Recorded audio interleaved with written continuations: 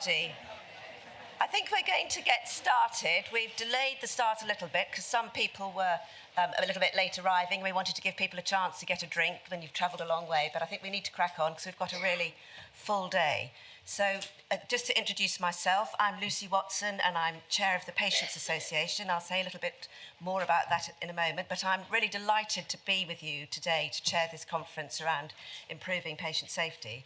It couldn't be a better time to be holding a conference of this nature at a time when there's a consultation on a national patient safety strategy.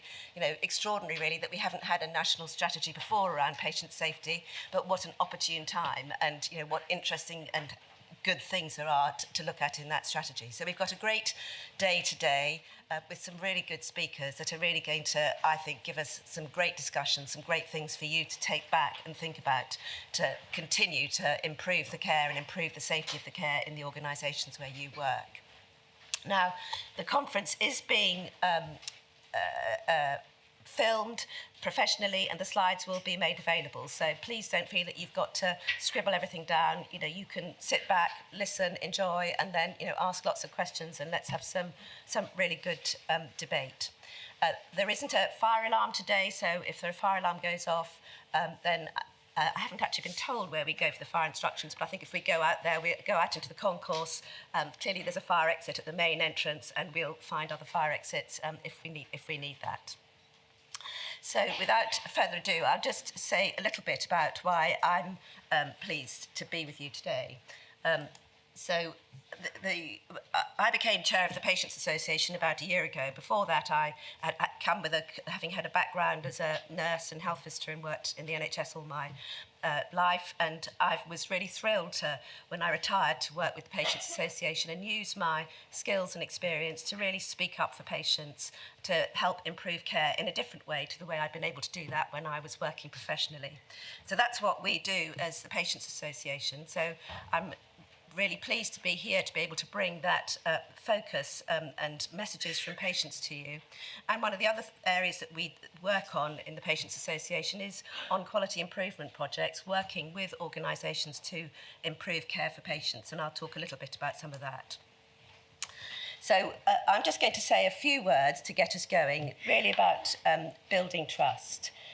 This is, in the work we do with patients, so often when things have gone wrong, people lose trust and confidence, and then that's when people start to find they can have very difficult conversations.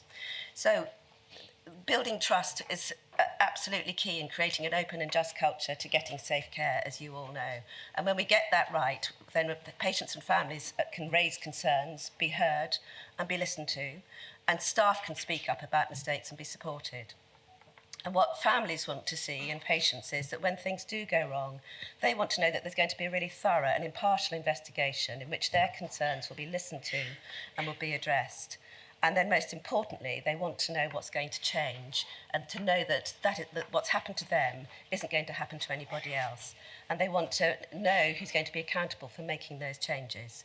And I will say a little bit more about that because I think quite often the leadership and the accountability when things go wrong isn't immediately visible to patients. And very often patients will focus on a particular clinician because that's the person who they've been involved with, and that individual error might be part of a system-wide error which isn't immediately visible or understandable to patients and their families.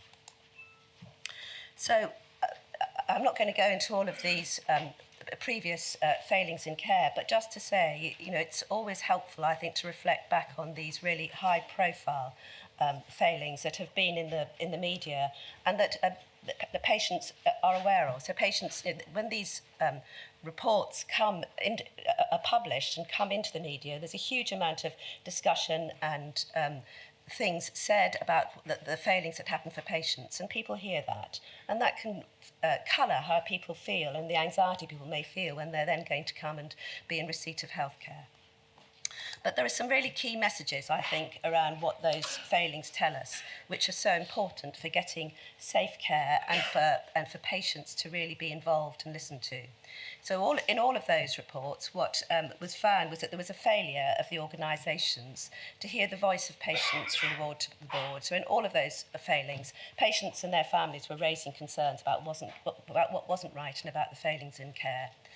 There was also a failure to listen to the concerns of staff and whistleblowers. So in all of them, there were individual staff members who were trying to raise concerns about things that weren't safe. And then there was a failure to thoroughly investigate the complaints and the patient safety incidents, and then to learn and improve care and make that safe, and a clear lack of accountability at board level. So a lot of the work that we do as a Patients Association is around trying to work with the NHS to help improve how the NHS handles and manages and investigates complaints and involves families and listens and works with them to do that. So in our project work, these are the key messages that patients come back with. And they say particularly that they want to be really listened to. And some of the things that people have said to us is that when they've raised concerns about things, or perhaps things that they feel that staff have said or things that have happened, the response has come back saying, well, our member of staff would never have said that, or we have no record that that happened. And what the patient then says and their families, it makes them feel that the NHS is telling them that they're lying. And actually what patients want is a much more genuine approach, real care, where people say, I'm really sorry, and I'm sorry that you had such a distressing experience. And understanding that when patients come into any healthcare environment, often it's a new environment. For those of you that work there all the time, you're familiar with the smells, the sounds, the rushing around, people in bed, and all of those sorts of things. For patients and their families, often they're in a heightened state of anxiety and may interpret things very differently to how you do. And then they want an open and fair approach to be listened to and involved in the investigation that is going to take place from there. And most importantly, they want to know how the NHS is going to learn and to avoid the same thing happening again. And they want to know that that learning is going to be shared more broadly. So this is what, in summary, patients want. They're looking for answers to what's gone wrong, and they want to know what's going to change. And they want to know who's going to be accountable for providing those answers and for making those changes. And sometimes, if it's something that's happened that's very serious, or there's been a real breakdown in communication with the family, they need to know that accountability is going to be at the highest level.